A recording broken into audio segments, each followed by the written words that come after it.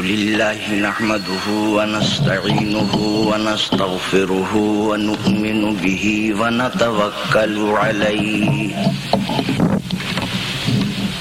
الحمد لله نحمده ونستعينه ونستغفره ونؤمن به ونتوكل عليه ونعوذ بالله من شرور أنفسنا ومن سيئات أعمالنا من يهده الله فلا مضل له ومن يضلله فلا هادي له ونشهد أن لا إله إلا الله وحده لا شريك له ونشهد أن سيدنا ونبينا ومولانا محمدا عبده ورسوله صلى الله تعالى على خير خلقه محمد وآله وأصحابه أجمعين أما بعد فأعوذ بالله من الشيطان الرجيم بسم الله الرحمن الرحيم ألم تر إلى الملأ من بني إسرائيل من بعد موسى ألم تر إلى الملأ من بني إسرائيل من بعد موسى إذ قالوا لنبي لهم ابعث لنا ملكا نقاتل في سبيل الله قال هل عسيتم إن كتب عليكم القتال ألا تقاتلوا قالوا وما لنا ألا نقاتل في سبيل الله وقد أخرجنا من ديارنا وأبنائنا فلما كتب عليهم القتال تولوا إلا قليلا منهم فلما جاوزه هو والذين آمنوا معه قالوا لا طاقة لنا اليوم بجالوت وجنوده قال الذين يظنون أنهم ملاقو الله قال الذين يظنون أنهم ملاقو الله كم من فئة قليلة غلبت فئة كثيرة بإذن الله والله مع الصابرين صدق الله مولانا العظيم وصدق رسوله النبي الكريم ونحن على ذلك من الشاهدين والشاكرين والحمد لله رب العالمين.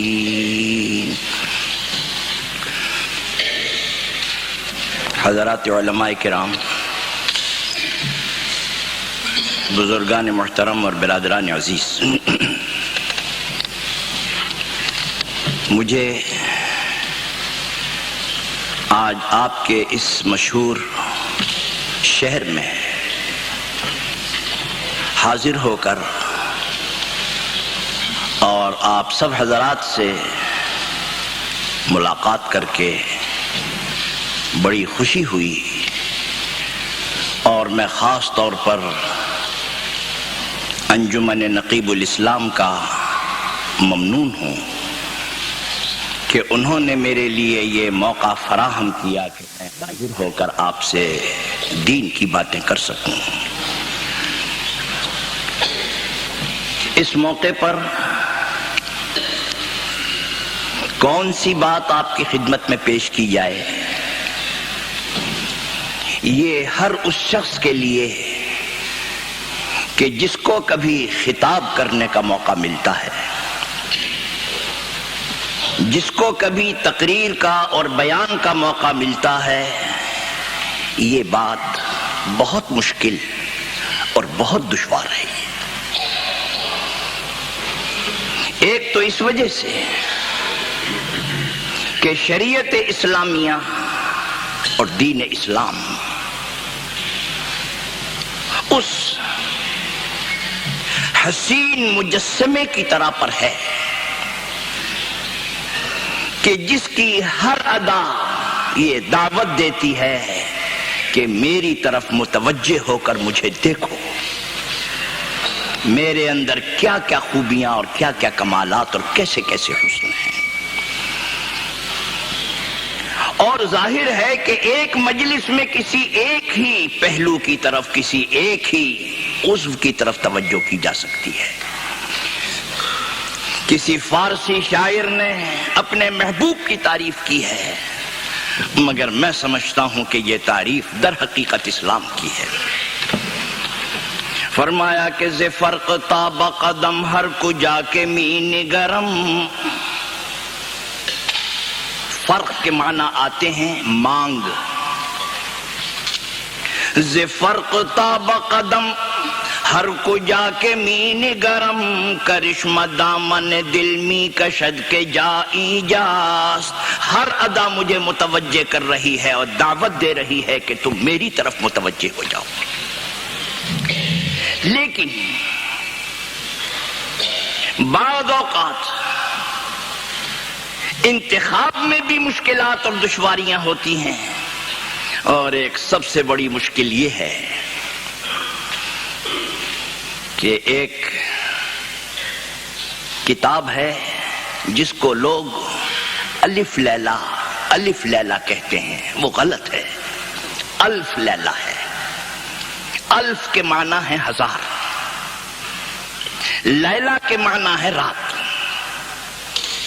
1000 راتوں کی 1000 الگ الگ کہانیاں ہیں۔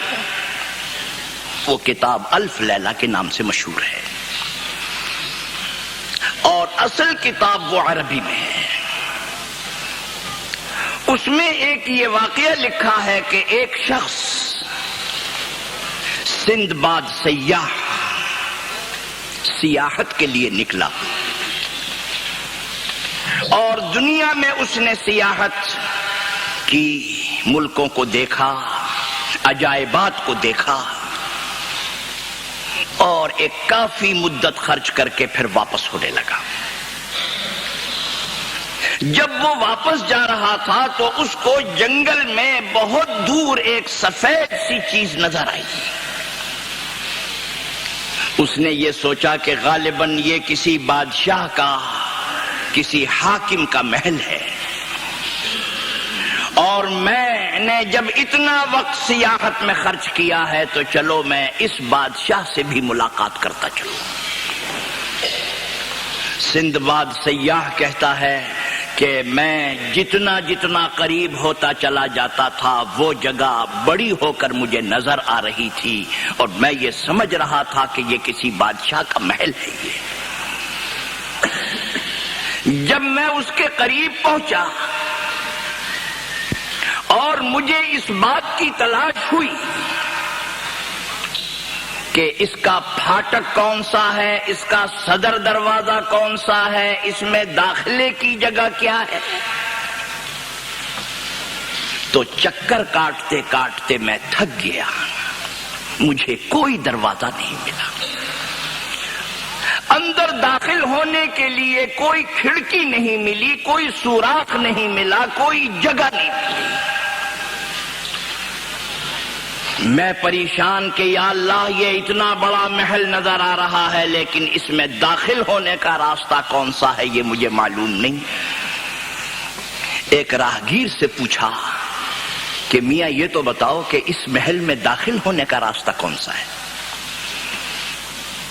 اس نے کہا ہنس کر، آپ یہاں اجنبی مسافر معلوم ہوتے ہیں۔ اس نے کہا کہ ہاں میں مسافر ہوں۔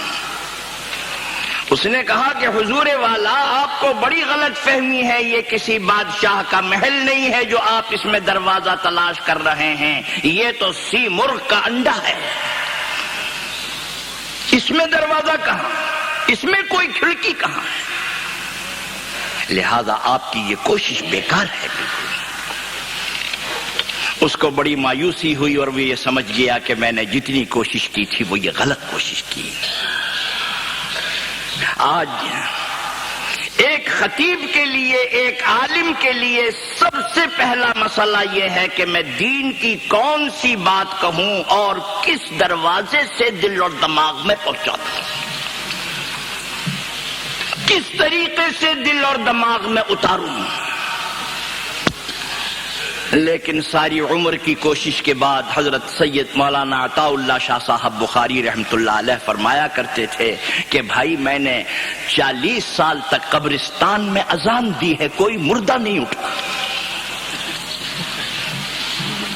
یعنی ایک طویل تجربے کے بعد یہ معلوم ہوتا ہے کہ ہماری ساری کی ساری ملت اور ساری قوم جو ہے یہ تو سی مرغ کا انڈا بنی ہوئی ہے، اس میں داخل ہونے کا نہ کوئی پھاٹک ہے، نہ کوئی دروازہ ہے، نہ کوئی کھڑکی ہے، کیسے داخل ہے؟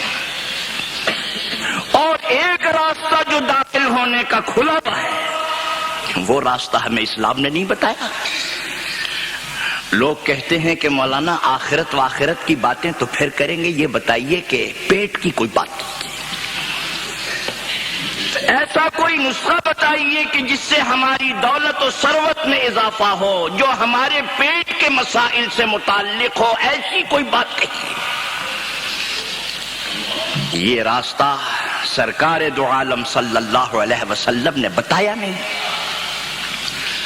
اور جو لوگ تبلیغ کے لیے ایسا راستہ اختیار کرتے ہیں انہیں بعد میں شرمندگی ہوتی ہے۔ کسی مولوی صاحب نے کسی بستی میں جا کے یہ کہا تھا کہ بھائی دیکھو 40 دن تک تم پابندی سے نماز پڑھو، اس کے نتیجے میں اللہ تعالیٰ تمہیں بھینس دیں گے۔ ایک گاؤں والے نے کہا کہ یہ 500-700 روپے میں خرچ کروں، اس سے بہتر ہے 40 دن نماز پڑھ لوں، بھینس مل جائے گی مجھے۔ اس نے پابندی کے ساتھ نماز پڑھی اور جب یہ دیکھا کہ دن قریب آنے لگے تو اس نے بھینس باندھنے کی جگہ بھی بنا لی، کھوٹا بھی گاڑ دیا، رسی بھی لا کے رکھی، اور جب 40 دن ہو گئے تو انتظار کرنے لگا۔ مولوی صاحب آئے، ان سے کہا کہ صاحب 40 دن ہو گئے، بھینس کہاں؟ مولوی صاحب نے کہا کہ ارے بے وقوف، میں نے تو اس لیے کہا تھا کہ اگر تو 40 دن تک پابندی کرے گا تو تو نماز کا عادی ہو جائے گا، تجھے کوئی بھینس تھوڑی ملنی تھی۔ میں کہا میں تو جب ہی سمجھ گیا تھا کہ آپ کا وعدہ سچا نہیں ہے، میں نے بھی بلا وضو ہی پڑھی ہے 40۔ تو میرے عرض کرنے کا منشا یہ ہے کہ یہ مسئلہ بھی بڑا اہم ہے، کیا بات کہی جائے، کون سی بات کہی جائے۔ میں نے قرآن کریم کی چند آیتیں تلاوت کی ہیں، مجھے پڑھنی تو ایک ہی آیت چاہیے تھی، لیکن ایک صاحب نے پرچہ لکھ کے بھیجا تھا کہ کچھ تلاوت لمبی کی جائے۔ قرآن کریم کا یہ ایک پورا رکوع ہے، اس رکوع میں ایک واقعہ اللہ تعالیٰ نے بیان فرمایا ہے، ایک قصہ اللہ تعالیٰ نے بیان فرمایا ہے، آپ سمجھ لیں گے کہ یہ واقعہ کیا سبق دینا چاہتا ہے۔ قرآن کریم 30 سپاروں کی کتاب ہے،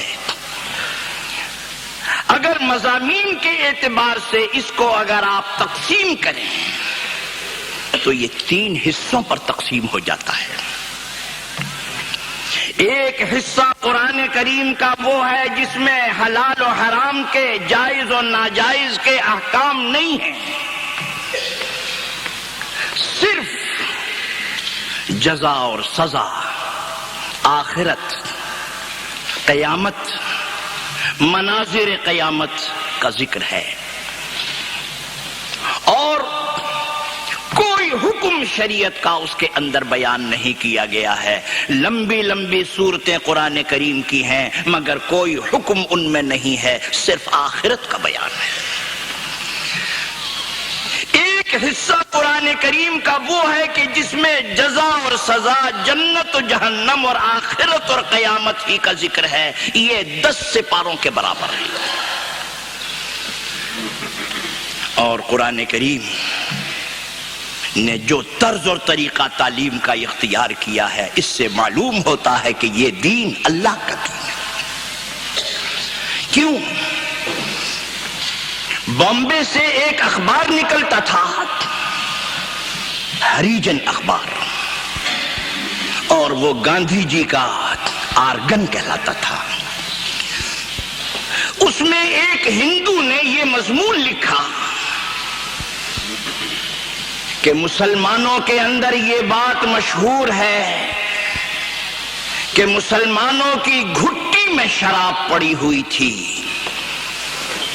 اور ایک حکم قرآن کریم میں آیا ہے کہ شراب حرام ہو گئی۔ نہ کسی پولیس کی ضرورت پڑی، نہ فوج کی ضرورت پڑی، لوگوں نے شراب کے برتن بھی توڑ دیے اور شراب نالیوں کے اندر بہا دی۔ اس نے کہا ہماری سمجھ میں یہ بات نہیں آئی، ہم دیکھتے ہیں صبح سے شام تک حکومتیں ہمیں احکام دیتی ہیں لیکن اس طرح پر تو کوئی بھی عمل نہیں کرتا۔ یہ مسلمانوں نے کہانی گڑھی ہے کہ اس طریقے سے جب حکم آیا ہے تو شراب نالیوں میں بہا دی گئی۔ یقین نہ آنے کی وجہ یہ ہے کہ اس زمانے کی حکومتیں حکم دیتی ہیں اور اس حکم پر عمل کرنے کا ذہن نہیں پیدا کرتی۔ جب تک کسی قوم کا ذہن ان احکام کے اور ان قوانین کے مطابق نہ بنا دیا جائے تعلیم اور تربیت کے ذریعے سے، وہ قوم ان احکام اور قوانین پر کبھی عمل نہیں کر سکتی۔ اور اگر ذہن بنا دیا جائے تو صرف حکم دینے کی دیر ہوتی۔ اسلام نے جو طریقہ اختیار کیا وہ نہایت حکیمانہ طریقہ ہے۔ سب سے پہلے نماز کا حکم نہیں، روزے کا حکم نہیں، زکوٰۃ کا حکم نہیں، جہاد کا حکم نہیں، حج کا حکم نہیں۔ سب سے پہلے قرآن کریم کی جو آیتیں نازل ہو رہی ہیں وہ انسانوں کو یہ بتا رہی ہیں جو کچھ تم دنیا میں کر رہے ہو اس کا رد عمل اور اس کا نتیجہ آخرت میں نکلنے والا ہے۔ پہلی بات یہ، سب سے پہلے قرآن کریم نے انسانوں کا ذہن بنایا ہے۔ احکام جو بھی تمہیں دیے جائیں گے وہ بعد میں آئیں گے، لیکن یہ یاد رکھنا کہ جو کچھ اس دنیا میں کرو گے یہ خالی نہیں جائے گا، اس کے نتائج آخرت کی زندگی میں ظاہر ہونے والے ہیں۔ اور قرآن کریم کی بڑی بڑی صورتیں نازل ہوئیں جس میں مناظر قیامت بیان کیے گئے، جن کے اندر جزا اور سزا بیان کی گئی، جس کا مطلب یہ ہے کہ قرآن کریم نے سب سے پہلے ذہن پیدا کیا۔ شراب گھٹی میں پڑی ہوئی تھی، اس میں کوئی شک نہیں، مگر قرآن کریم نے ایسا حکیمانہ طرز اور طریقہ اختیار کیا کہ 3 منزلیں اور 3 درجے اس کے لیے اختیار کیے۔ پہلی منزل پہ ذہن بنایا، دوسری منزل پہ ذہن بنایا، پھر تیسری منزل کے اوپر حکم آیا۔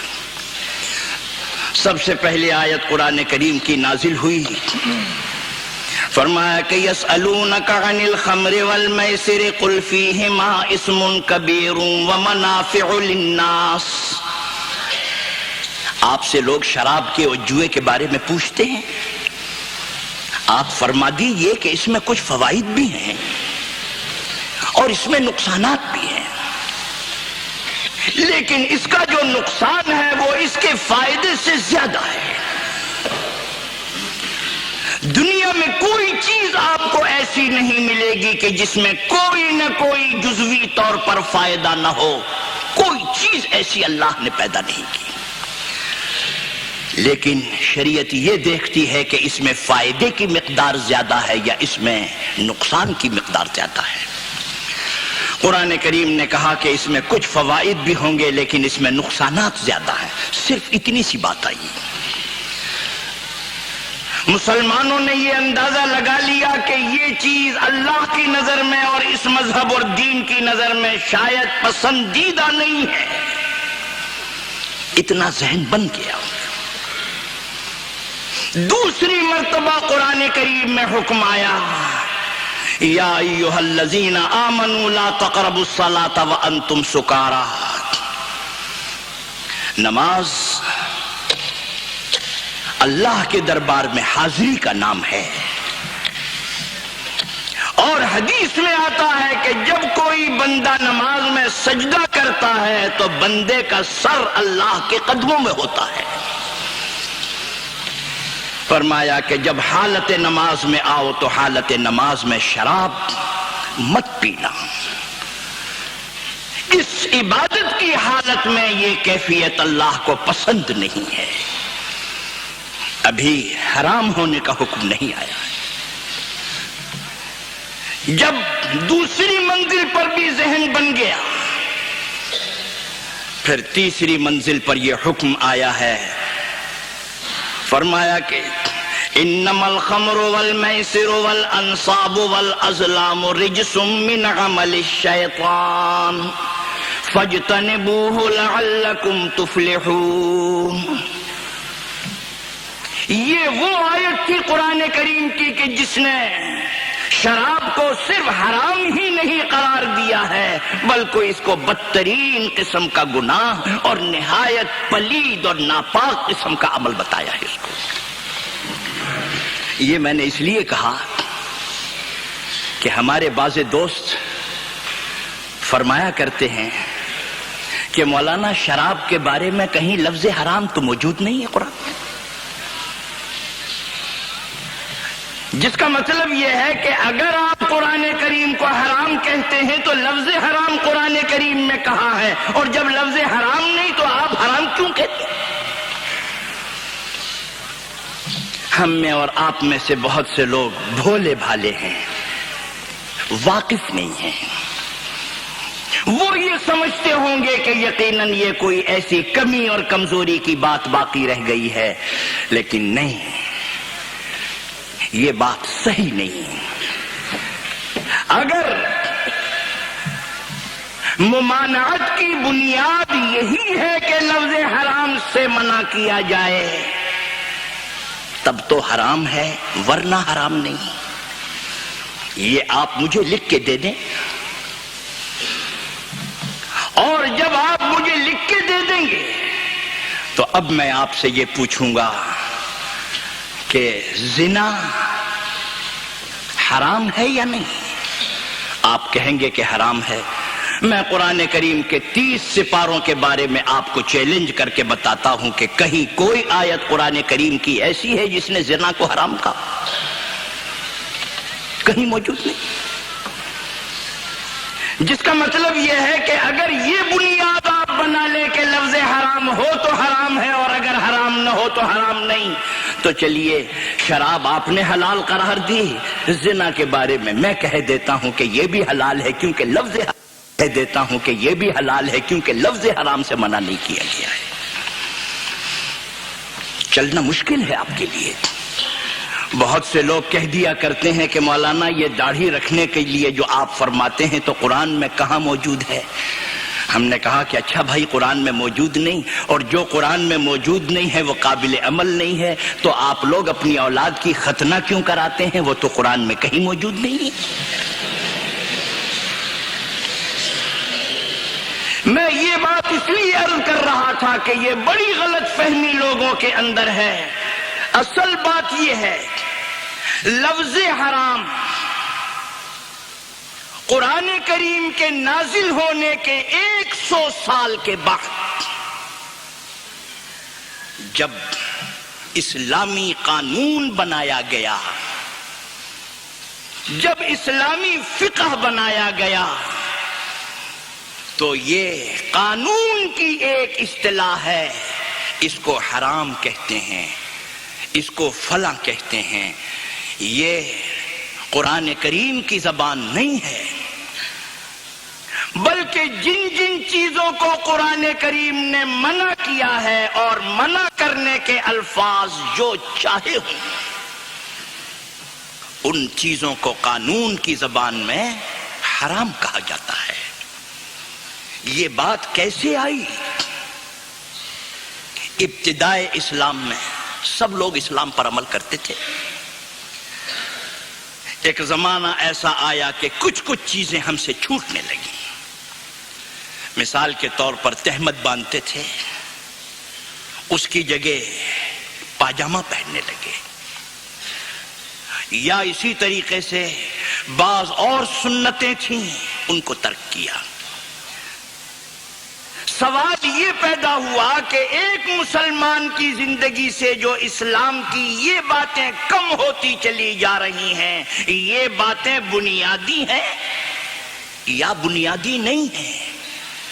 اگر یہ باتیں بنیادی ہیں تو اس مسلمان کی شہادت اسلامی عدالت میں معتبر نہیں ہے، اور اگر یہ بنیادی نہیں ہے تو کوئی حرج نہیں ہے، یہ فاسق نہیں کہلائے گا، اس کی شہادت ابھی تک اسلامی عدالت میں قابل قبول ہوگی۔ چنانچہ ان کے درجے قائم کیے گئے۔ اسلام میں جتنے کام کرنے کے ہیں وہ 4،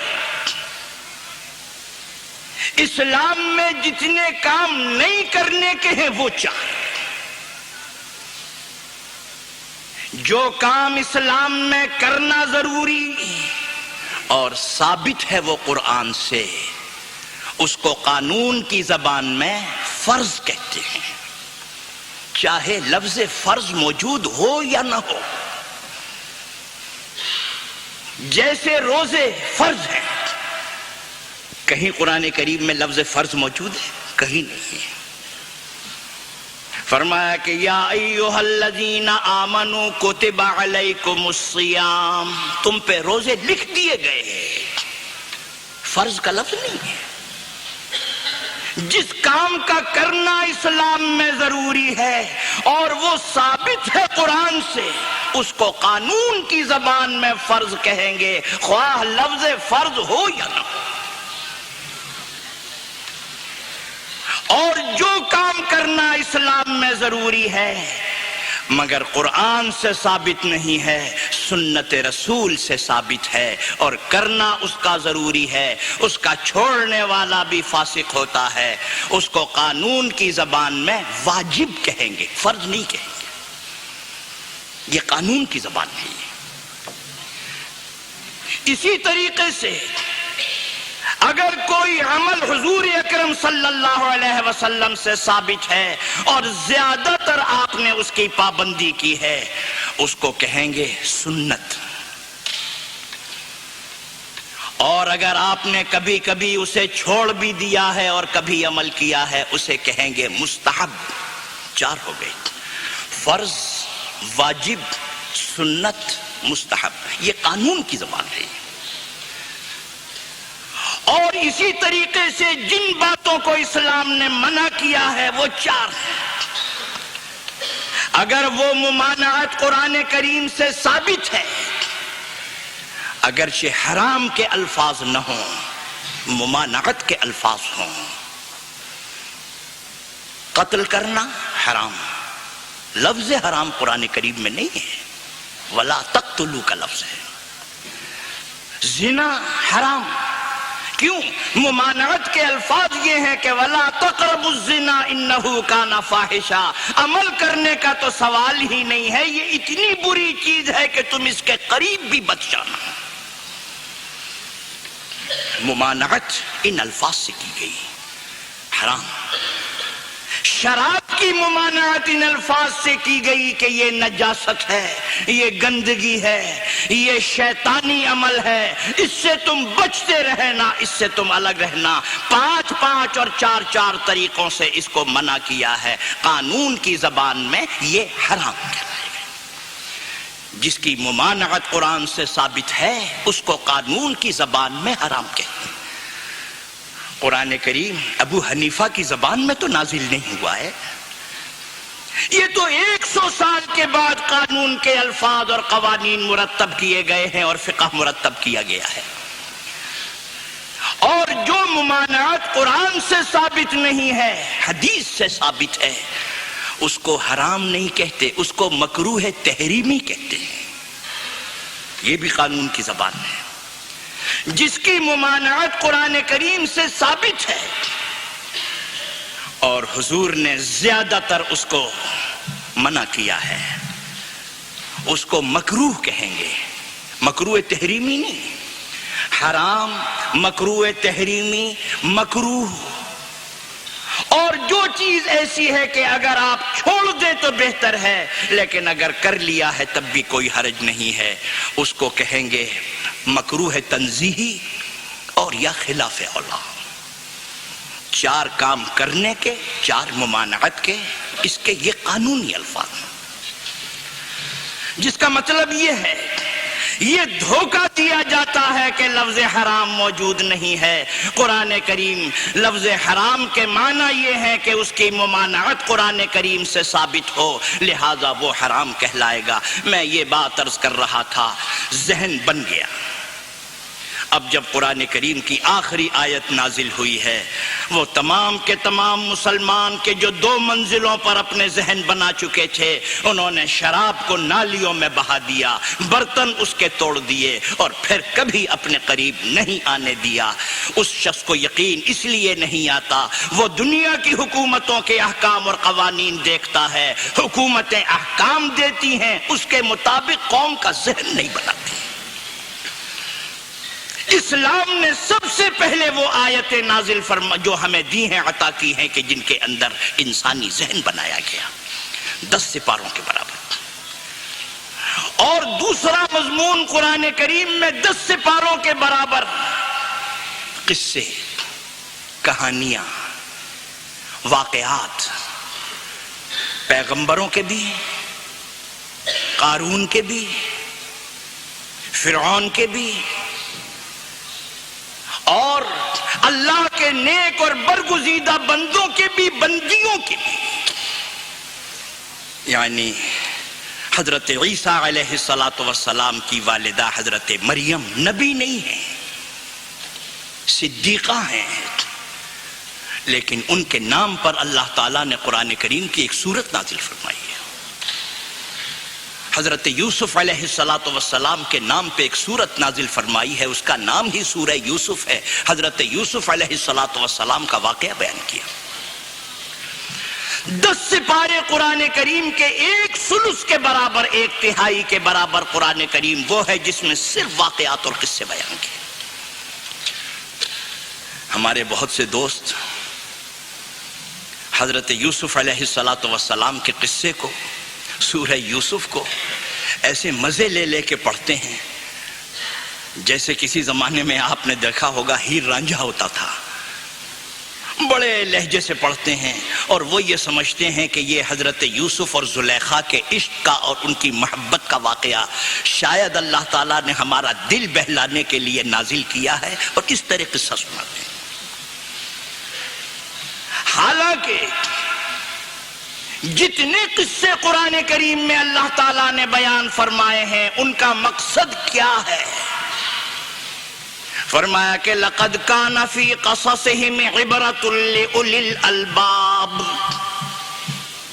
آپ نے غلط مقصد سمجھا۔ قصے کا مقصد ہے سبق دینا۔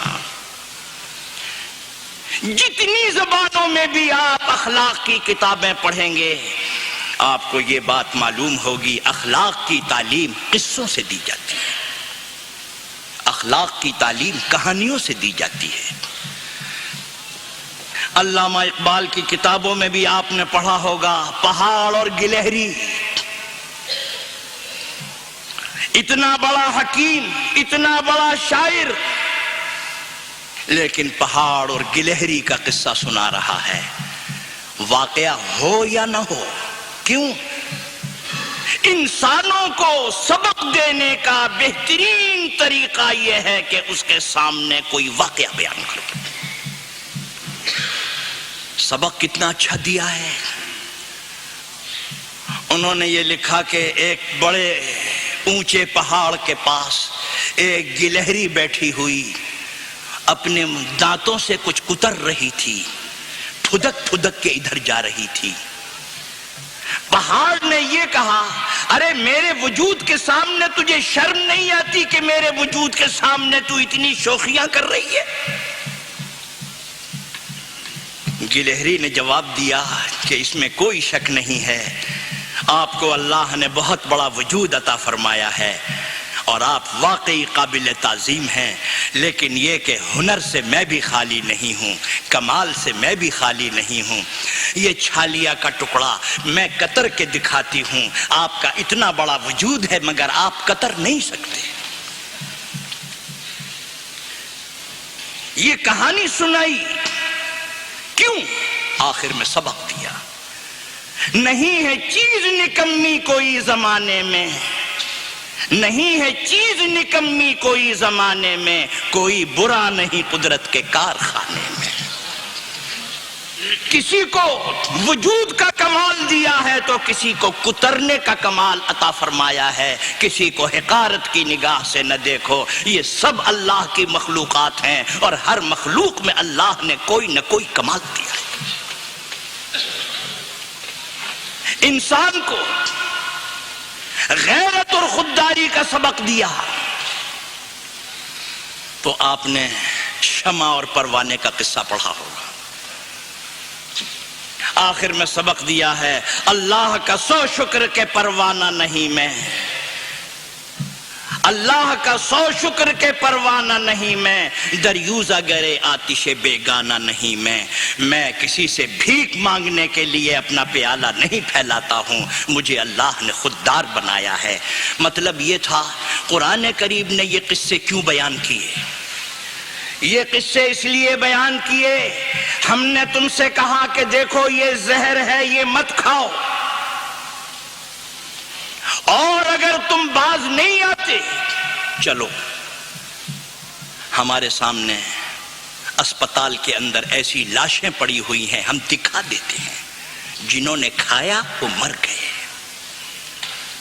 قوموں کے واقعات اور قصے اللہ تعالیٰ نے اس لیے بیان فرمائے ہیں، جن قوموں نے خدا کی مخالفت کی، جنہوں نے نبیوں کی مخالفت کی، جنہوں نے آخرت کی مخالفت کی، اس روئے زمین پر ان کا کیا حشر ہوا۔ یہ مری ہوئی قوموں کی لاشیں موجود ہیں، آؤ تم انہیں دیکھو اور دیکھ کے سبق حاصل کرو۔ جس کا مطلب یہ ہے کہ قرآن کریم نے کوئی قصہ اس لیے نہیں بیان کیا کہ آپ کی معلومات میں اضافہ ہو۔ ایک بات اور بیچ میں آ گئی، ہمارے نوجوان جن کا اپنا ذہن نہیں، دوسروں سے مانگا ہوا ذہن ہے، ہمارے منہ سے عام طور پر وہ باتیں نکلتی ہیں جو بات دوسرے کی ہوتی ہے، زبان ہماری ہوتی ہے۔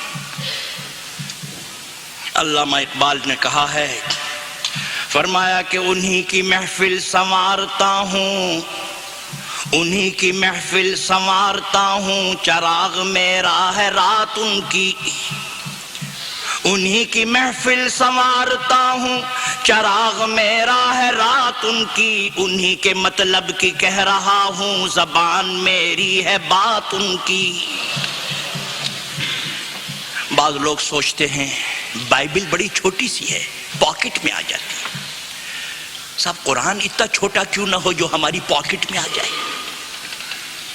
اچھا کہنے لگے یہ 1000 جگہ حضرت موسیٰ علیہ السلام کا قصہ بیان کیا گیا، کیا ضرورت ہے سب جگہ سے نکال دو، ایک جگہ باقی رکھو، قرآن مختصر ہو جائے۔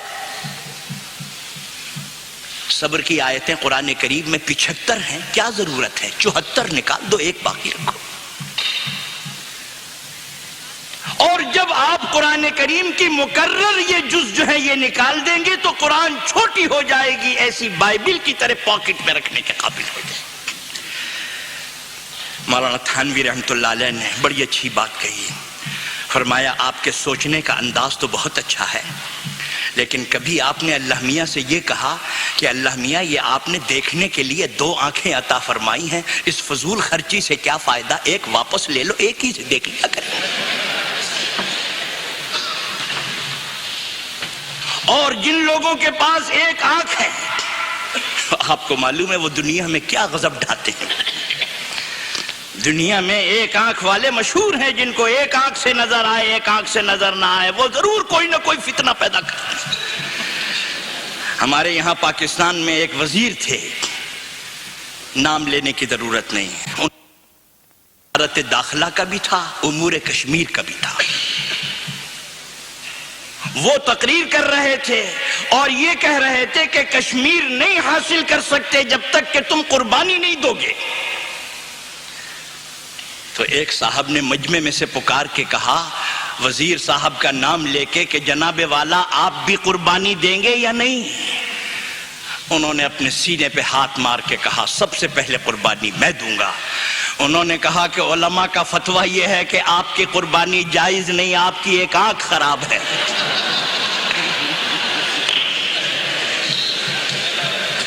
ارے بھائی وہ آنکھ خراب ہونے کی قربانی تو وہ تو بکروں کے لیے تھی، تم نے کہاں وزیروں پہ لگا دی لے جا کے؟ تو خیر میں یہ عرض کر رہا تھا، بات یہ ہو رہی تھی کہ جتنے واقعات، اور ہاں یہ جو نوجوان یہ کہتے ہیں تو آپ نے کیوں نہیں کہا اللہ میاں سے کہ ایک آنکھ واپس لے لو، ایک سے دیکھیں گے، ایک کان واپس لے لو، ایک سے دیکھیں۔ بلکہ اس زمانے میں اگر آپ یہ کہیں تو زیادہ بہتر ہے کہ اللہ میاں آنکھ تو ایک بھی کام دے دے گی، آنکھ واپس لے لیجیے، آنکھ کے بدلے میں کچھ انگلیاں اور بڑھا دیجیے تاکہ ٹائپ کرنے میں ذرا آسانی ہو جائے۔ نہیں، قرآن کریم میں حضرت موسیٰ علیہ السلام کے قصے اگر 1000 جگہ موجود ہے، خدا کی قسم 1000 الگ الگ سبق دیے گئے ہیں، صرف ایک ہی سبق نہیں دیا گیا ہے۔ ایک جگہ سے بھی اگر آپ وہ قصہ الگ کر دیں گے تو ایک سبق ختم ہو گیا۔ بعض اوقات بات ایک ہوتی ہے اور نتیجے اس سے بہت سے نکلتے ہیں۔ مثال کے طور پر میں ایک تاریخ کا جملہ نقل کرتا ہوں۔ میں آپ کے سامنے یہ واقعہ نقل کرتا ہوں کہ حضرت عمر فاروق کے زمانے میں بیت المال میں زکوٰۃ جمع ہوتی تھی، اعلان ہوتا تھا کہ جو مستحق زکوٰۃ ہو وہ زکوٰۃ لے جائے، لیکن کوئی زکوٰۃ لینے والا نہیں تھا۔ یہ واقعہ میں نے سنایا۔ میں اس سے آپ کو یہ سبق دینا چاہتا ہوں کہ زکوٰۃ انفرادی طور پر لوگ خرچ نہیں کیا کرتے تھے، اجتماعی طور پر بیت المال میں جمع کرتے تھے۔ اس جملے سے یہ بات نکل آئی۔ اب اسی جملے کو میں پھر دہراتا ہوں۔ حضرت عمر فاروق کے زمانے میں یہ اعلان ہوتا تھا کہ جو مستحق زکوٰۃ ہو زکوٰۃ لے جائے، لیکن کوئی لینے والا نہیں ہے۔ اس سے دوسرا سبق یہ ملتا ہے کہ حضرت عمر فاروق نے اپنی رعایا کی، مسلمانوں کی تربیت اتنی اعلیٰ کی تھی کہ جو مستحق نہیں تھا اس نے اپنے آپ کو مستحق ثابت کر کے زکوٰۃ لینے کی کوشش نہیں کی۔ کتنی دیانت پیدا کی تھی آپ نے۔ آج اگر آپ اعلان کر دیں کہ جو نابینا ہوگا میں اس کو لحاف تقسیم کروں گا، نابینا ہو یا نہ ہو وہ آنکھیں بند کر کے لاٹھی لے کے چلا آئے گا تاکہ ایک لحاف تو مل جائے۔ عمر فاروق نے یہ دیانت پیدا کی تھی۔ یہ دوسرا سبق ہے۔ تیسرا سبق، یہی ایک جملہ میں نے نقل کیا ہے، اس سے ایک سبق یہ ملتا ہے کہ حضرت عمر فاروق کے زمانے میں مالیات کا نظام، اقتصادی نظام معاشی نظام ایسا نظام تھا کہ ان کے نظام میں کوئی لکھ پتی اور کروڑ پتی بھی نہیں تھا، اور ان کے نظام میں کوئی فقیر اور بھوکا ننگا بھی نہیں تھا۔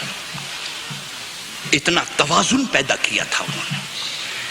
ایک ہی جملہ نقل کیا، ایک سبق دوسرا سبق تیسرا سبق۔ قرآن کریم ایک ہی واقعے کو نقل کرتا ہے، ایک جگہ ایک سبق دیتا ہے، دوسری جگہ دوسرا سبق دیتا ہے۔ کہ اگر مسلم قوم کے اندر ہماری وہ خصوصیتیں پیدا ہو جائیں اور زندہ ہو جائیں جس کے لیے قرآن کریم نے یہ واقعہ ہم کو سنایا ہے، میں سمجھتا ہوں مسلم قوم دنیا میں پھر اسی طریقے سے اپنا نام پیدا کرے گی جو آج سے 1300 سال پہلے مسلم قوم کی دھاک دنیا میں بیٹھی ہوئی تھی۔ یہ قصہ کیا بتا رہا ہے؟ فرمایا کہ حضرت موسیٰ علیہ السلام کے بعد اس قوم کے اندر ایک وقت آیا کہ جب جہاں پر قربانی دینے کا وقت آتا تھا، دین کے نام پہ، اللہ کے نام پہ قربانی دینے کا وقت آتا تھا، یہ سب کے سب عافیت پسند، آرام طلب اپنے گھروں میں گھس کے بیٹھ جاتے تھے۔ پھر علماء نے لکھا ہے، یہ جملہ یاد رکھیے، جس قوم کو دنیا میں اپنے قومی نسب العین کی خاطر مرنا نہیں آتا، اس قوم کو دنیا میں جینے کا کوئی حق نہیں۔ جینے کا حق دنیا میں صرف اس قوم کو ہے کہ جو نسب العین کی خاطر جان کی قربانی دینے کو تیار ہو۔ عزت، حیات سب ان قوموں کے لیے۔ چنانچہ ایک زمانہ آیا، حضرت شمویل علیہ السلام نبی اور پیغمبر ہیں، انہوں نے کہا گرتے گرتے اتنے گر گئے ہو۔ یہ آپ کی اسی لندن کی پارلیمنٹ کا جملہ ہے جو چیمبرلین نے ایک مرتبہ کہا تھا۔ یہ کہا تھا کہ ہم گرتے گرتے اتنے گر گئے ہیں کہ اب نیچے گرنے کی بھی کوئی جگہ باقی نہیں رہی۔ حضرت شمویل نے کہا کہ تم اپنی ذلت اور پستی کو دیکھو، حد ہو گئی ہے، اور یہ ذلت اور پستی عروج میں تبدیل نہیں ہو سکتی جب تک کہ اپنے اندر یہ حوصلہ نہ پیدا کرو کہ مقصد کی خاطر اور اللہ کی رضا کے لیے جان دینے کو تیار۔ قوم نے کہا انہیں پکڑ کے جیل میں بند کر دو۔ حضرت شمویل کو جیل میں بند کر دیا گیا۔ ایک ظالم بادشاہ آیا، اور وہ ظالم بادشاہ آ کر اس قوم پہ حملہ کیا، بنی اسرائیل پر، اور ایسا ذلیل کیا ہے کہ بیت المقدس خون سے بھر گیا۔ اور اس قوم کے پاس ایک تبرک تھا، اس کو کہتے تھے تابوت سکینہ۔ حضرت موسیٰ علیہ السلام کا عصا تھا، مسلح تھا، توریت کا نسخہ تھا۔ اور یہ قوم اس کو یہ سمجھتی تھی کہ اب عمل کی تو ہمیں ضرورت نہیں ہے، توریت کا کوئی حافظ نہیں ہے، جہاں پر ضرورت پڑے گی صندوق سر پہ اٹھا کے لے جائیں گے اور تابوت سکینہ کے ذریعے سے تبرک حاصل کر لیں گے۔ اس میں کوئی شک نہیں ہے، اللہ کی کتاب سے تبرک بھی حاصل کیا جاتا ہے۔ اگر قرآن کریم کی آیت پڑھ کے کسی پہ دم کیا جائے تو کوئی شریعت کے خلاف نہیں، اگر اس کا تعویذ کسی کے گلے میں ڈال دیا جائے تو دین کے خلاف نہیں۔ مگر سوال یہ ہے، ایمانداری سے بتائیے کہ کیا اللہ تعالیٰ نے یہ قرآن کریم اسی لیے نازل فرمایا تھا کہ اگر ہمارے گھر میں کوئی بیمار ہوگا تو اس کے ورق کی ہوا دیا کریں گے، اور ضرورت پڑے گی تو تعویذ لکھ لیں گے، ضرورت پڑے گی تو دم کرا دیں گے؟ کیا یہی مقصد قرآن کریم کے نازل کرنے کا؟ نہ۔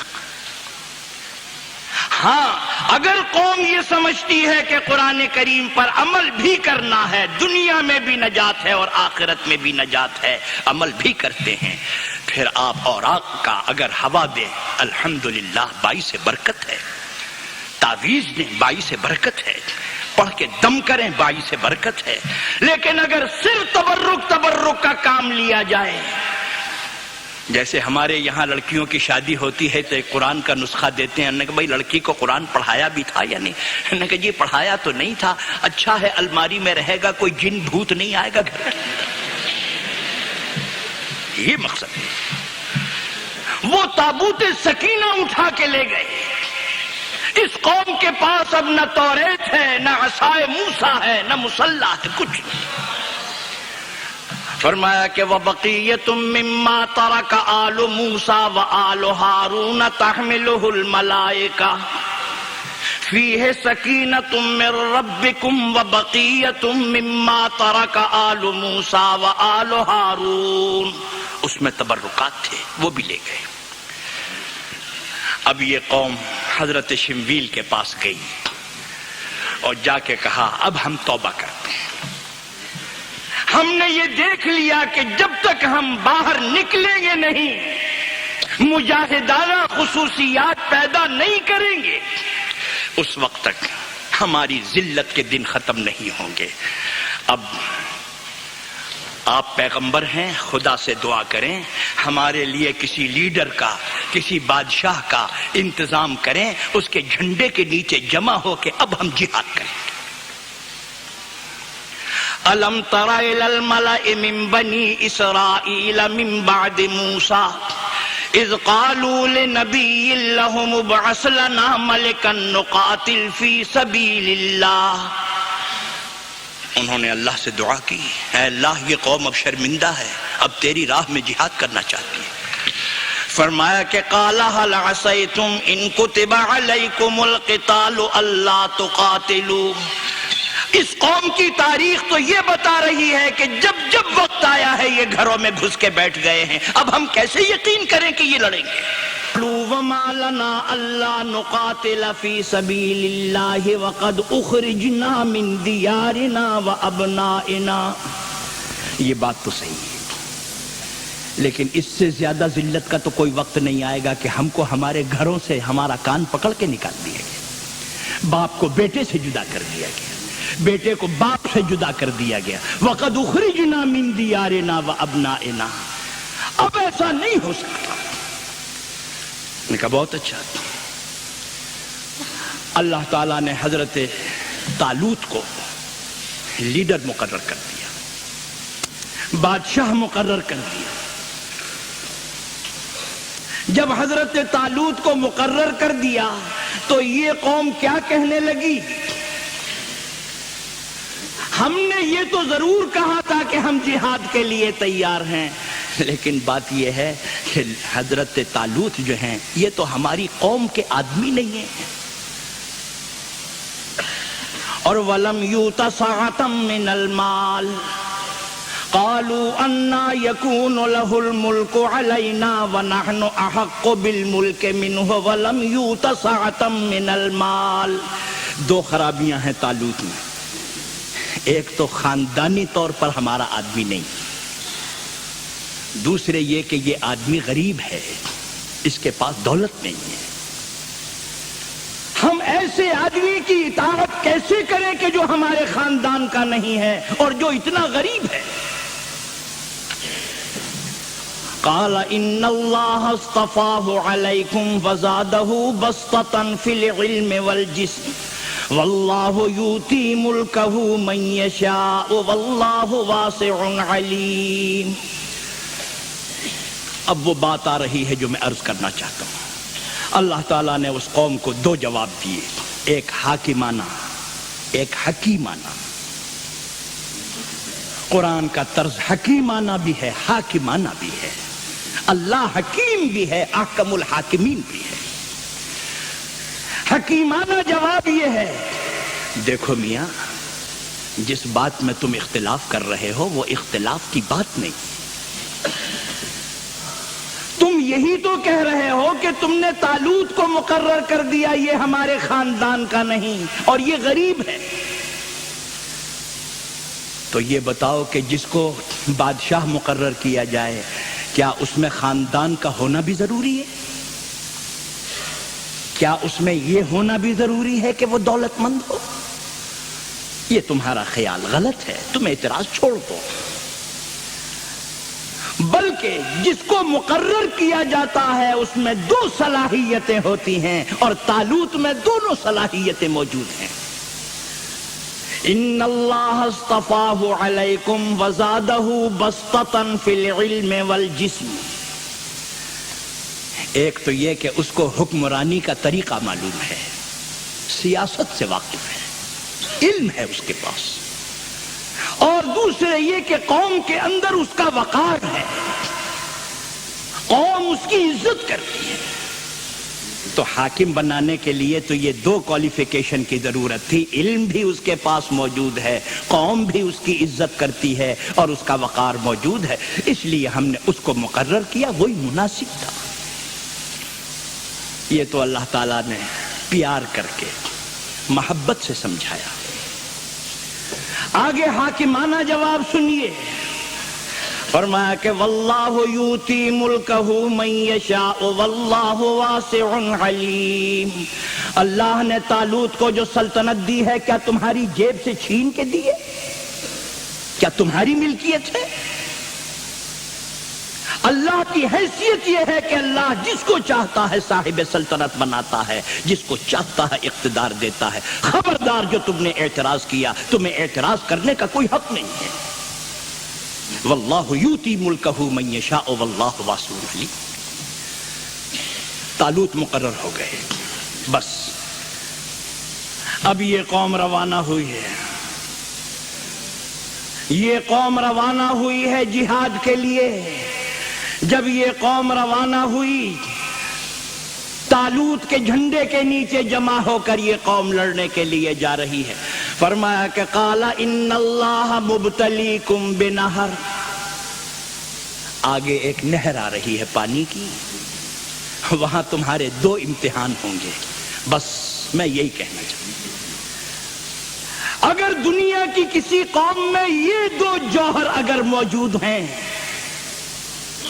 چاہے وہ تعداد میں تھوڑی ہو، وہ دنیا پہ چھا کے رہے گی، اور اگر وہ یہ جوہر اس میں موجود نہیں ہے تو یہ سمجھنا کہ یہ قوم بیمار ہے۔ یہ قال ان اللہ مبتلیکم بنہر فمن شرب منہ فلیس منی ومن لم یطعمہ فانہ منی الا من اغترف غرفۃ بیدی۔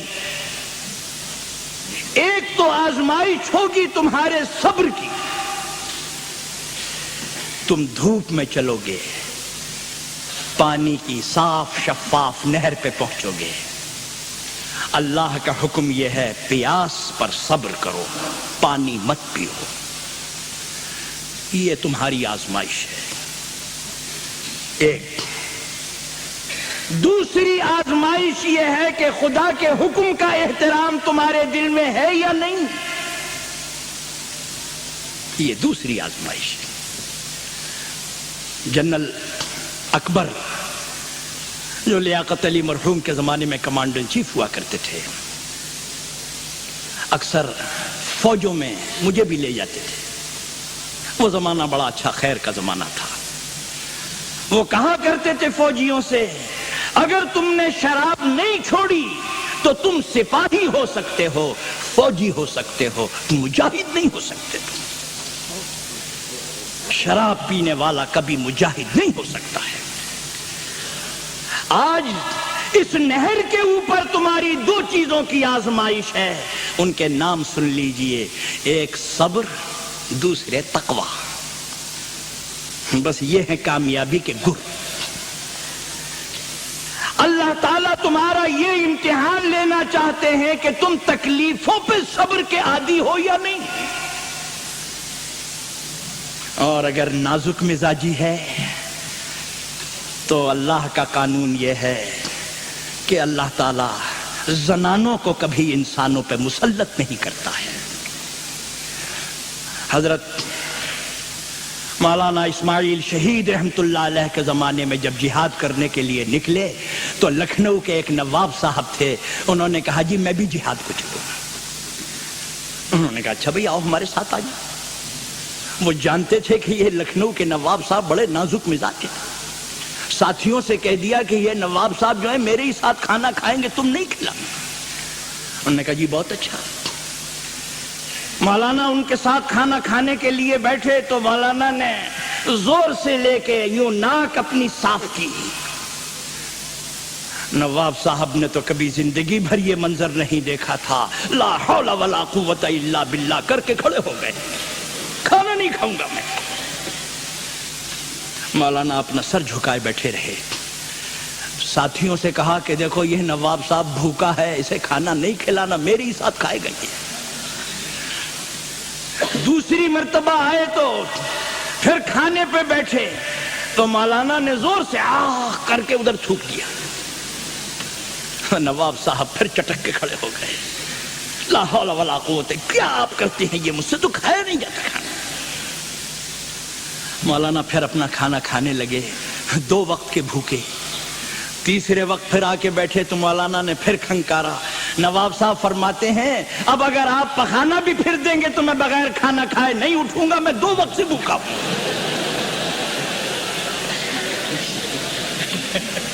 مولانا نے کہا نواب صاحب معاف کیجئے گا، میرا مقصد آپ کو پریشان کرنا نہیں تھا، مگر مجھے یہ بتانا تھا آپ جہاد کرنے کے لیے آئے ہیں، پھولوں کی سیج پہ لیٹنے نہیں آئے ہیں۔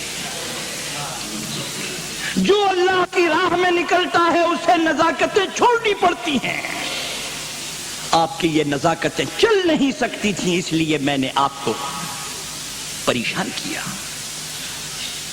فرمایا کہ ناز پرورد تناعم نہ برد راہ بعشق، ناز پرورد تناعم نہ برد راہ بعشق، عاشقی شیوہ رندان بلا کش باشد۔ جو مصیبتوں پہ صبر کرنا نہیں جانتا اس کو یہ لفظ چھوڑ دینا چاہیے کہ میں عاشق ہوں۔ عاشق کا لفظ استعمال کرنا توہین ہے عشق کی۔ فارسی کا ایک بڑا اچھا شعر ہے، فرمایا کہ عاشقی کی دکان جو ہے یہ چھوٹے موٹے پیسے سے نہیں لگتی، اس کے لیے بڑے سرمائے کی ضرورت ہے۔ دکان عاشقی را بسیار مایا باید، دکان عاشقی را بسیار مایا باید، دل ہائے ہم چو آتش چشمہ چو رود بارے۔ جس کا دل بھٹی کی طرح سلگ رہا ہو، جس کی آنکھیں برسات کے نالوں کی طرح بہ رہی ہوں، وہ عشق کا دعویٰ کر سکتا ہے۔ آپ نے دیکھا آج نہر کے اوپر آئے ہو، ہمیں معلوم ہے تمہیں پیاس لگی، مگر ایک تو تمہیں یہ دکھانا ہے کہ ہم پانی پہ صبر کر کے دکھا سکتے ہیں، ایک پھر دوسرے تمہیں یہ دکھانا ہے کہ خدا کا یہ حکم ہے، خدا کے حکم کا احترام ہے یا نہیں ہے۔ اگر یہاں کامیاب ہو گئے تو یہ سمجھنا ساری کامیابیاں تمہارے لیے ہیں۔ میرے دوستو ہماری تاریخ کے ماضی کے اوراق ذرا الٹ کے دیکھیے۔ ہندوستان کے اندر ہماری حکومت رہی، یہ دور رنگیلے شاہ کا دور ہے، یہ وہ دور ہے کہ جس دور کے اندر رنگیلے شاہ چلے میں جاتے تھے، جس طرح عورتیں چلے میں جاتی ہیں اس طریقے سے ان کے باقاعدہ بچہ ہوتا تھا، باقاعدہ یہ ڈرامہ ہوتا تھا اور وہ چلے میں جایا کرتے تھے۔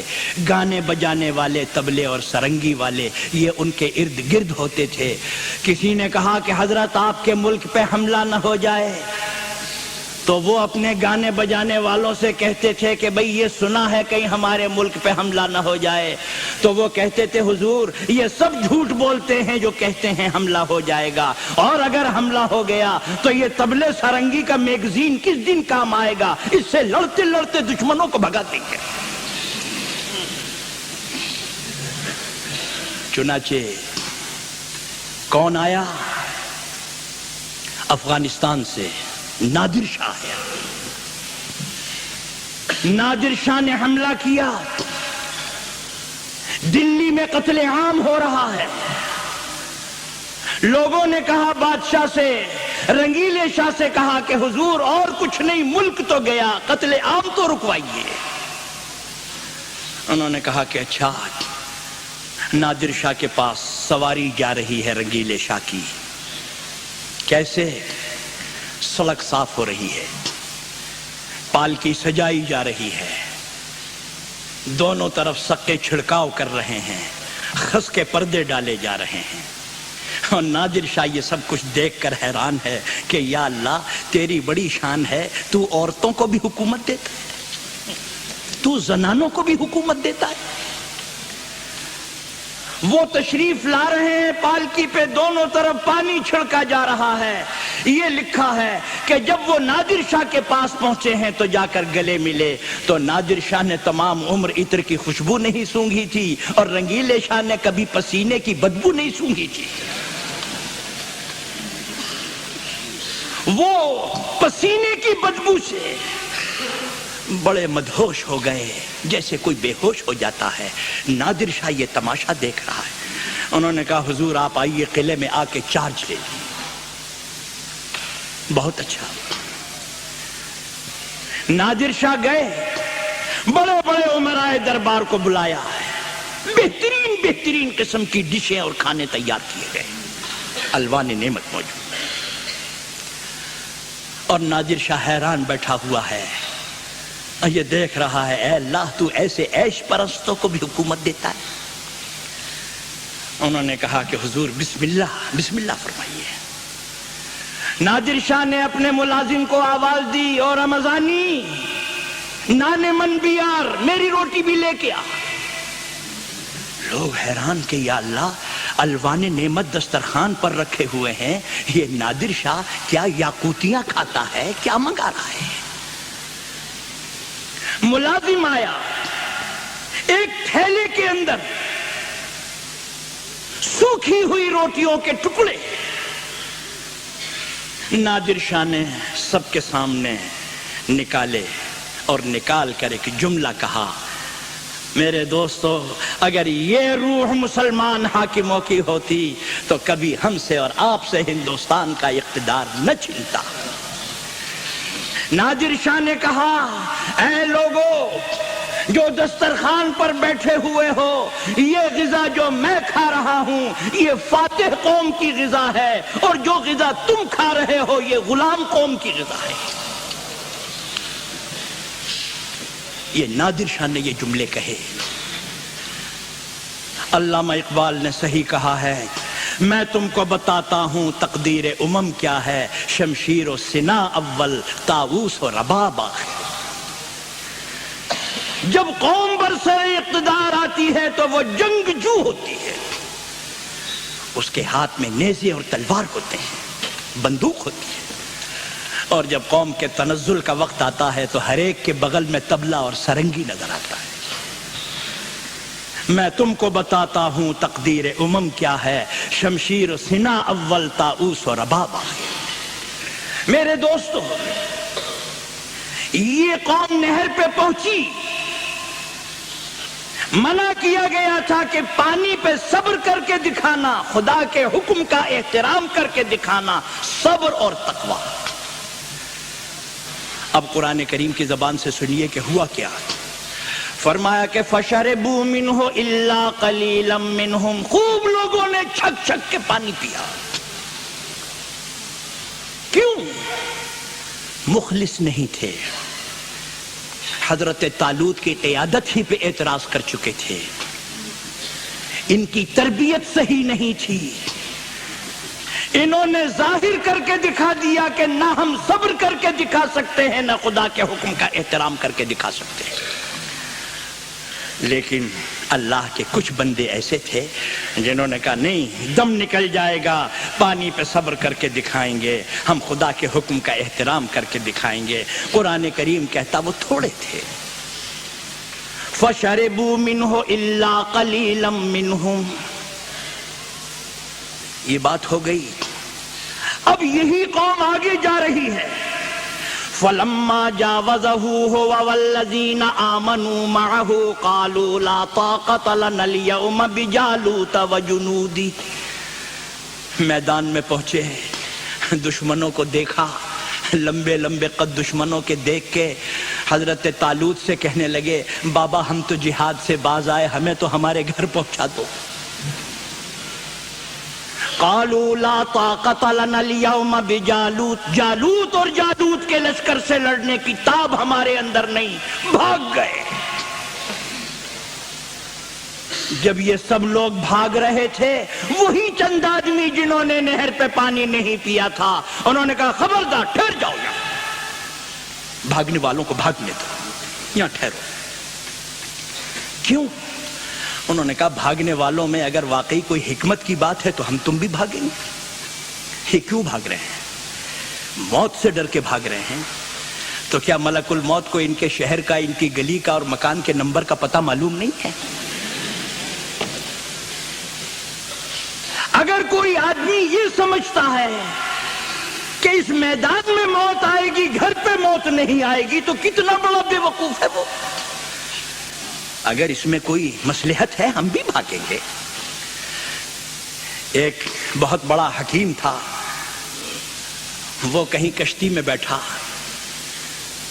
اس نے ملاح سے پوچھا کہ میاں ملاح تم نے کچھ حکمت پڑھی ہے؟ اس نے کہا کہ جی حضور میں نے تو حکمت نہیں پڑھی. نے کہا ارے بے وقوف تو نے تو آدھی عمر اپنی ضائع کر دی. اس نے کہا ہاں کر دی ہوگی. آگے طغیانی آئی دریا کے اندر تو حکیم سے پوچھا کہ حکیم جی تیرنا آتا ہے؟ نے کہا نہیں تیرنا تو نہیں آتا. نے کہا میں نے تو آدھی گنوائی تھی، تم نے تو ساری گنوا دی، ساری ختم ہو گئی. یہ ہمارے تعلیم یافتہ حضرات کبھی کبھی علماء کو پریشان کرنے کے لیے کہا کرتے ہیں. ایک بڑے سائنٹسٹ تھے، انہوں نے کہا مولانا صاحب ذرا یہ تو بتائیے کہ آسمان پہ ستارے کتنے ہیں؟ نے کہا بھئی ہمارے مولوی صاحب نے ہم کو یہ نہیں بتانا. واہ آپ کیسے رہبر قوم ہیں، آپ کو یہ بھی نہیں معلوم؟ نے کہا بھئی نہیں معلوم. اچھا مہربانی کر کے آپ یہ بتائیے کہ سمندر میں مچھلیاں کتنی ہیں؟ نے کہا یہ تو ہم کو بھی ہمارے پروفیسر نے نہیں بتایا. نے کہا ابھی تو فرش زمین کا علم آپ کا پورا نہیں ہوا تو عرش کی باتیں آپ کہاں سے کرتے ہیں؟ اس ملاح نے یہ کہا کہ جناب والا آپ نے تو پوری کی پوری ختم کر دی. تو وہ پوچھنے لگے کہ اے ملاح میں تجھ سے یہ پوچھنا چاہتا ہوں کبھی کوئی حادثہ ایسا ہوا ہے؟ اس نے کہا جی روز ہوتا ہے، میرا باپ مرا، میرا چچا مرا، میرا بھائی مرا، سب اسی حادثے میں مرتے ہیں. کہنے لگے تو بڑا بے حیا ہے جو تو نے ملاحی کا پیشہ نہیں چھوڑا. تو نے کہا ہاں جی بالکل صحیح ہے. آپ کے والد بزرگوار حیات ہیں؟ انہوں نے کہا نہیں انتقال ہو گیا. کہاں انتقال فرمایا؟ مکان کے اندر چارپائی پہ بستر پہ لیٹ کے مرے. ماشاءاللہ. آپ کے دادا وہ بھی اسی مکان کے اندر مرے، آپ کے فلاں وہ بھی اسی. آپ مجھ سے زیادہ بے حیا ہیں جو آپ نے وہ مکان اب تک نہیں چھوڑا. آپ نے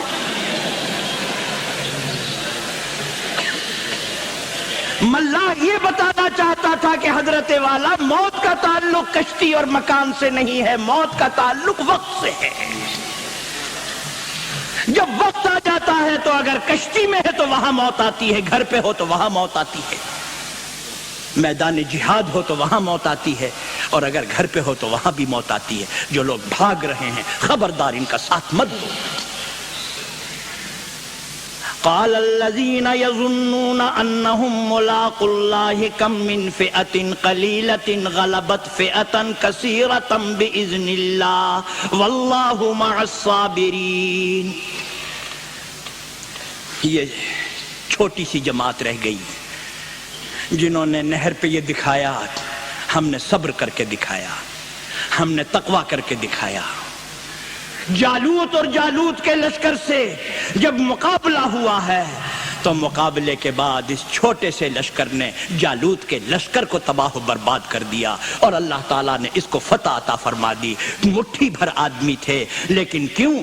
اس لیے کہ جس قوم کے اندر صبر موجود ہو، جس قوم کے اندر تقوی موجود ہو، وہ قوم اگرچہ تھوڑی ہو لیکن دنیا کے انسانوں پر غالب ہو جاتی ہے. صبر اور تقوی کے کیا معنی؟ علامہ اقبال کا مشہور جملہ ہے، ہمارے علماء حضرات ناراض نہ ہوں، ہم بھی اسی میں ہیں۔ انہوں نے فرمایا کہ ہماری قوم کو دو طبقوں نے خراب کیا، ایک متقی بزدل، یعنی نماز روزہ تہجد میں بہت آگے آگے، اور پٹاخہ بھی چھوٹ جائے تو دروازہ بند کر لیں۔ انہوں نے کہا کہ متقی بزدل اور ایک بے دین بہادر، یعنی جان دینے کو تو تیار ہے، لیکن اگر کہا جائے کہ خدا کا حکم مان لو تو خدا کا حکم ماننے کو تیار نہیں۔ وہ بہادری جو بے دینی کے ساتھ ہو، وہ تقوی جو بزدلی کے ساتھ ہو، یہ قوم کو کبھی نہیں پنپنے دیتا۔ قوم جب پنپتی ہے جب اس میں تقوی بھی ہو، جب اس میں بہادری بھی ہو۔ صبر کے معنی معاف کیجئے، عام طور سے صبر کے معنی یہ سمجھے جاتے ہیں کوئی تمہیں مارے تو تم پٹتے رہو، کہ بھئی کیا کریں، صبر، مجبوری کا نام صبر ہے۔ یہ بڑے ذلیل معنی ہیں۔ اسلام ایسے معنی کی کبھی آپ کو تلقین نہیں کرتا۔ صبر کے معنی یہ ہیں، بڑے اونچے معنی۔ صبر کے معنی یہ ہے کہ اپنا ایک نصب العین مقرر کرو کیا ہے، اور جب اپنا نصب العین مقرر ہو جائے، چاہے بھوک کی تکلیف ہو، چاہے جان کی تکلیف ہو، چاہے مال کی تکلیف ہو، وہ ساری تکلیفیں ہنسی خوشی برداشت کرنا، مگر اپنے نصب العین سے پیچھے قدم نہ ہٹانا۔ صبر کے معنی یہ ہے کہ اس نصب العین کو حاصل کرنے کے لیے بڑھتے چلے جاؤ، تکلیفیں اٹھاتے چلے جاؤ اور ہنسی خوشی تکلیفیں اٹھاؤ۔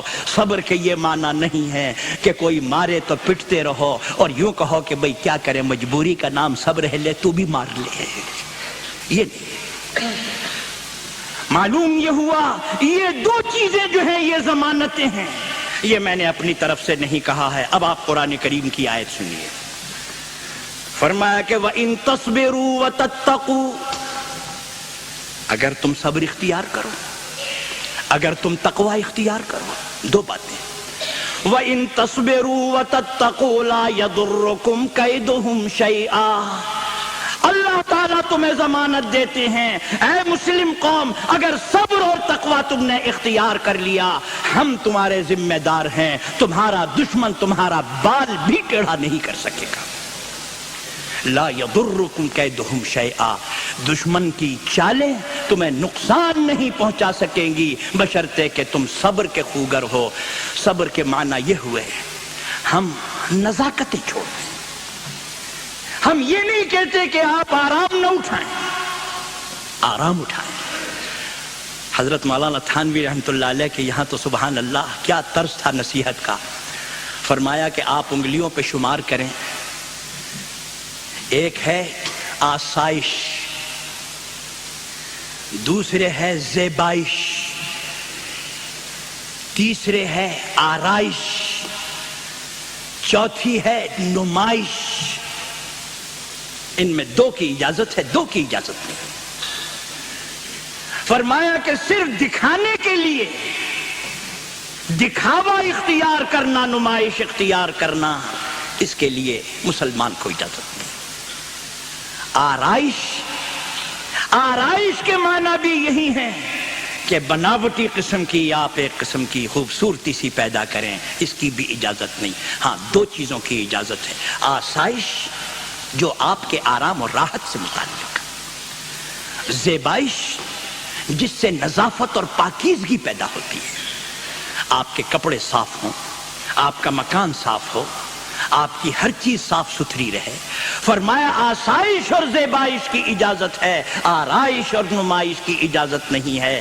تو ہم اور آپ صبر کی زندگی اختیار کرنے کا مطلب یہ ہے نزاکت نہ اختیار کریں، اور جب ہم یہ دو چیزیں اپنے اندر پیدا کر لیں گے، ایک جوہر صبر اور ایک جوہر تقوی، تو انشاءاللہ مسلم قوم اسی قابل ہو جائے گی جو اپنے عظمت رفتہ کو واپس لے آئے گی۔ آخر میں ایک قطعہ پڑھ کے ختم کر دیتا ہوں۔ فرمایا کہ مسلم میں خفتہ ہے تو کسبل نہیں ہے کم تیرا، ہاں رستم میں خفتہ ہے تو ہے رستم مگر سوئے ہوئے ہیں، رستم میں خفتہ ہے تو کسبل نہیں ہے کم تیرا، جاگنے کی دیر ہے پھر ہے وہی دم خم تیرا، یہ اگر ہو جائے زائل نیند کا عالم تیرا، چار سو عالم میں لہرانے لگے پرچم تیرا۔ اگر مسلم قوم یہ جوہر و خصوصیت اپنے اندر پیدا کر لے، عظمت رفتہ مسلمانوں کی واپس آ سکتی ہے۔ قرآن کریم کا یہ واقعہ ہمیں مسلمانوں کو یہ درس اور یہ سبق دیتا ہے، اسی میں کامیابی کا راز ہے، اسی میں ملتوں کے اور قوموں کے عروج کا راز ہے۔ اب میں معذرت چاہوں گا، دعا کیجئے ہمیں اور آپ کو سب کو اللہ تعالی عمل کی توفیق عطا فرمائے۔ اللہم ارنا الحق حقا وارزقنا اتباعہ وارنا الباطل باطلا وارزقنا اجتنابہ۔ اللهم صل على سيدنا ومولانا محمد صلاة تنجينا بها من جميع الأهوال والآفات وتقضي لنا بها جميع الحاجات وتطهرنا بها من جميع السيئات وترفعنا بها أعلى الدرجات وتبلغنا بها أقصى الغايات من جميع الخيرات في الحياة وبعد الممات إنك على كل شيء قدير۔ دعا کیجئے، اے اللہ یہ اجتماع عظیم اجتماع ہے، اس میں اللہ کے نیک اور مخلص بندے بھی ہوں گے، ان کی بدولت اللہ تعالیٰ تو سب کی دعاؤں کو قبول فرما۔ اے اللہ ہمارے اور آپ کے دلوں میں حضور اکرم صلی اللہ علیہ وسلم کی محبت پیدا فرما۔ اے اللہ اللہ کے دین کو زندہ کرنے کی، قائم کرنے کی اور اس پر عمل کرنے کی ہمیں توفیق عطا فرما۔ اسلام کا بول بالا ہو، مسلم قوم کو عزت و سربلندی حاصل ہو۔ اللہم اید الاسلام والمسلمین، اللہم اعز الاسلام والمسلمین۔ اے اللہ ہماری دعاؤں کو قبول فرما، ہمیں تمام مشکلات اور پریشانیوں سے نجات عطا فرما۔ یہ کوئی پرچہ دیا گیا ہے،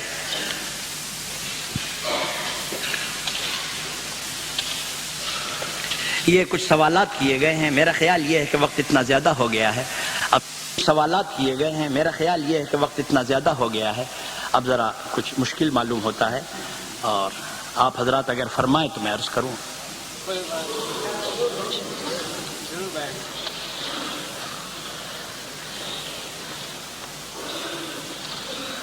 ایک سوال یہ ہے کہ پاکستان میں اسلامی نظام کے لیے تمام دینی جماعتیں متحد کیوں نہیں ہوتی؟ ابھی میرے آنے سے پہلے ہمارے فاضل محترم علامہ خالد صاحب آپ سے تعارف کرا رہے تھے، تو آپ کو معلوم ہوگا سن 51 میں اور پھر سن 53 میں، 51 میں لیاقت علی مرحوم کا زمانہ تھا اور 53 میں خواجہ ناظم الدین صاحب کا زمانہ تھا۔ 51 میں لیاقت علی مرحوم نے پشاور میں تقریر کرتے ہوئے یہ کہا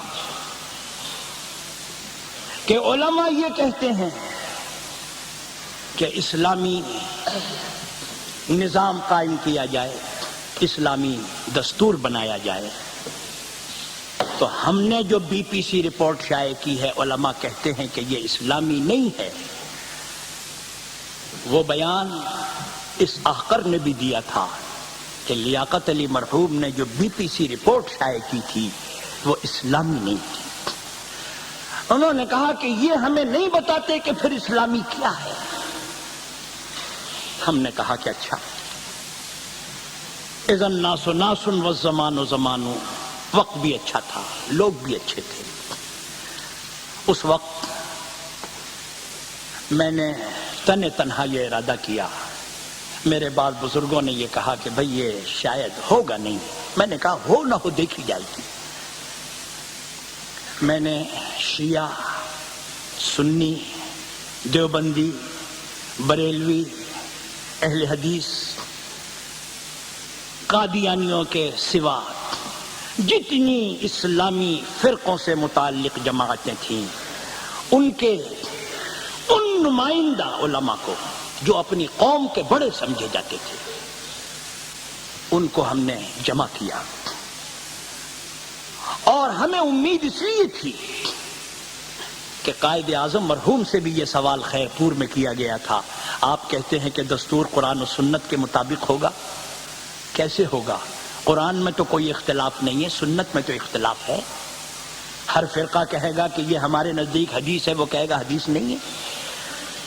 انہوں نے بڑی اچھی بات کی، انہوں نے کہا کہ آپ لوگوں کو یہ بات شاید معلوم نہیں ہے کہ جتنے اسلامی فرقوں میں اختلافات ہیں وہ اختلافات عبادتوں کے اختلافات ہیں، ملکی قانون میں فرقوں کا کوئی اختلاف نہیں ہے۔ ہاتھ یہاں باندھو، ہاتھ یہاں باندھو، آمین زور سے کہو، یا اور بھی بعض چیزیں جو عبادتوں سے متعلق ہیں، لیکن ملکی قوانین میں کوئی اختلاف نہیں۔ اور جن مسائل میں شیعہ حضرات کا اختلاف یا اہل حدیث اور حنفی حضرات کا اختلاف، جیسے طلاق وغیرہ کے مسائل میں، ہمارے پاس وہ قلمی دستاویز موجود ہے جس پر دستخط ہیں سب کے، اس میں یہ طے پایا تھا کہ جتنے اسلامی فرقوں کو کسی مسئلے کے بارے میں جزوی اختلاف اگر ہوگا تو اس کو اس کے مسلک کے مطابق عمل کرنے کے لیے اس کو فرقے وارانہ پرسنل لا دیا جائے گا، اس کے مطابق عمل کرنے کا حق دیا جائے گا۔ قائد اعظم مرحوم نے کہا کہ ہم یہ کریں گے کہ ایک کوڈ بنائیں گے۔ کوڈ کا مطلب یہ ہے کہ وہ تمام احادیث جمع کریں گے جو قانون سازی سے متعلق ہیں، چاہے وہ 1000 ہو چاہے وہ 500 ہو۔ اب اگر کوئی شخص عدالت میں چیلنج کرے گا تو اس کوڈ کی حدیث کے ذریعے سے چیلنج کرے گا، اس لیے کوئی اختلاف نہیں ہوگا۔ بہرحال ہم نے ان سب کا اجتماع بلایا، الحمدللہ وہ اجتماع کامیاب ہوا۔ اس اجتماع میں حضرت مولانا سید سلیمان صاحب ندوی بھی تشریف رکھتے تھے، مولانا احمد علی صاحب لاہوری رحمۃ اللہ علیہ بھی تشریف رکھتے تھے، اس میں حضرت مفتی محمد حسن صاحب بھی تشریف رکھتے تھے، اس میں حضرت مولانا خیر محمد صاحب بھی تشریف رکھتے تھے، اس میں مولانا ابو الاعلیٰ مودودی صاحب بھی تشریف رکھتے تھے، اس میں مولانا محمد علی جالندری بھی تھے، اس میں مولانا ابو البرکات صاحب جو لاہور میں تھے وہ بھی تشریف رکھتے تھے، مولانا عبد الحامد صاحب بدایونی بھی تشریف رکھتے تھے، مفتی جعفر حسین صاحب مجتہد وہ بھی تشریف رکھتے تھے، مفتی کفایت حسین صاحب وہ بھی تشریف رکھتے تھے۔ غرضے کے پورے ملک سے تمام فرقے کے علماء نے جمع ہو کر ایک 22 نکات اسلامی دستور کے شائع کیے، جس کے کسی ایک جز میں بھی کسی فرقے کا کوئی اختلاف نہیں تھا۔ عربی میں، انگریزی میں، اردو میں، سب جگہ وہ چھپ گئی، اسمبلی کو بھی بھیجی گئی۔ میں نے یہ بات اس لیے عرض کی کہ اصل میں